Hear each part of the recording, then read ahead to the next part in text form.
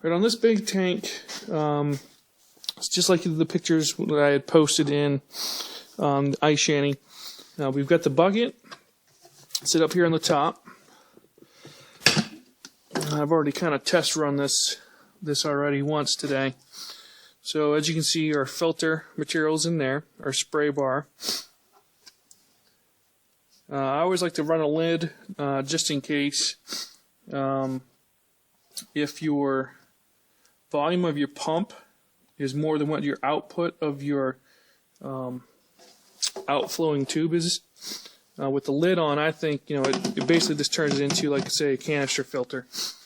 But we'll show the action of the pump here in a second.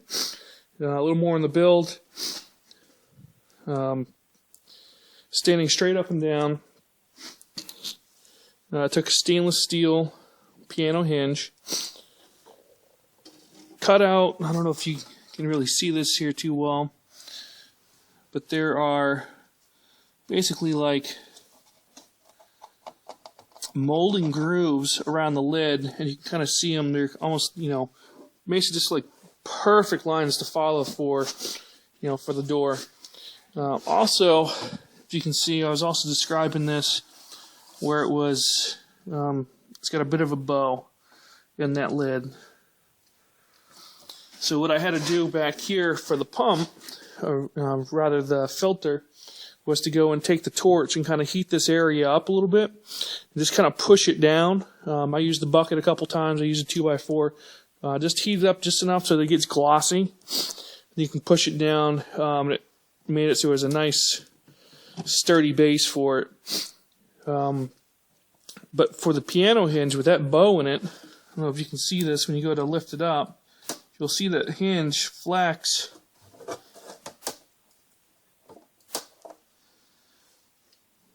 And it pops open. And it just automatically, just a little bit of a finger, pops right on down. I had an old little handle kicking around in the shop that I screwed in.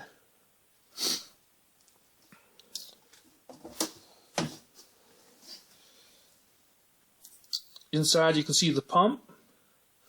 This one's got suction feet on it, and I just suctioned it right to the bottom with the 3/4 inch braided vinyl hose coming up. The T-fitting's on.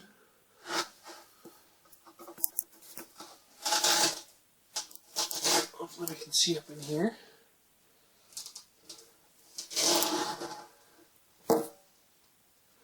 Comes up. Air stone is over in the corner. You always want to keep your air stone away from your pump because the air bubbles will go and actually cause it to cavitate, and you'll lose your prime on your pump. You'll just make it spit, and it's just not really good for the pump. Now when I went and I screwed that piano hinge down onto the lid, the screws, even though I used the smallest ones I could find, they still stuck out a little bit. So what I did was just take the grinder, knock the heads down.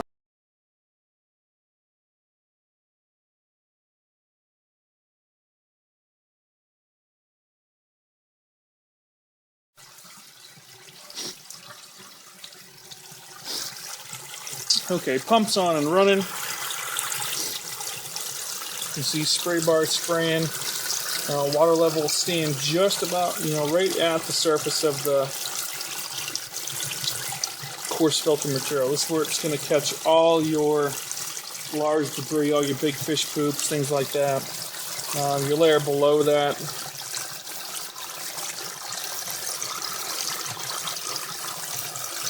See that as your filter batting, and below that are your green scrubbies. Now you want to make sure that your filter material is good and tight all the way around. You don't want that water bypassing your filter material at all. Now this is using a 400 gallon per hour submersible pond pump. I've got the pond pump with it. It's got a flow control, so I've got it. The flow control is actually on the pump itself. I've got that opened all the way up. This is the flow that I'm getting, into the spray bar. I would actually like to see it just a little bit bigger, a little bit more flow into the actual filter. I'd like to go and get that spray, probably, to open up and kind of, try to cover everything, get a good turnover, and see it's, good agitation on the water that is actually sitting up there, and that's going to put oxygen in the water, which is also going to help keep that beneficial bacteria that's growing down inside of your scrubbies nice and happy.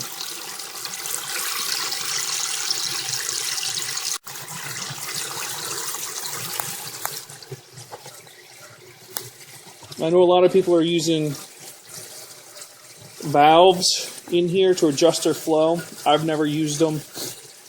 I just always make sure that if I'm using a really big pump, that my outflow is at least twice, maybe a little bit bigger than what my pump is. For one thing, that water coming in is coming in under pressure, so it's being forced in. Now, everything coming out is going to come out on its own via gravity. One thing that you can do is put a valve in, maybe even a T-fitting. You can put a valve in up here. You can block that off, put a T-fitting in with another valve so that when you go to do your water changes, you block that valve off, cranking that other one open, and then you hook it up.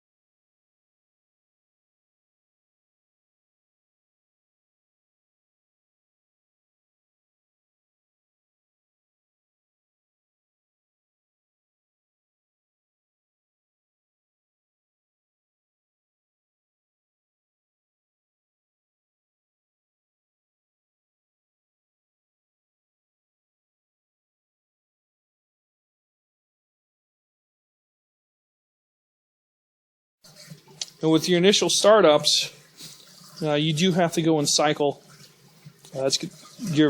You have no bacteria, no beneficial bacteria that's living inside your filter.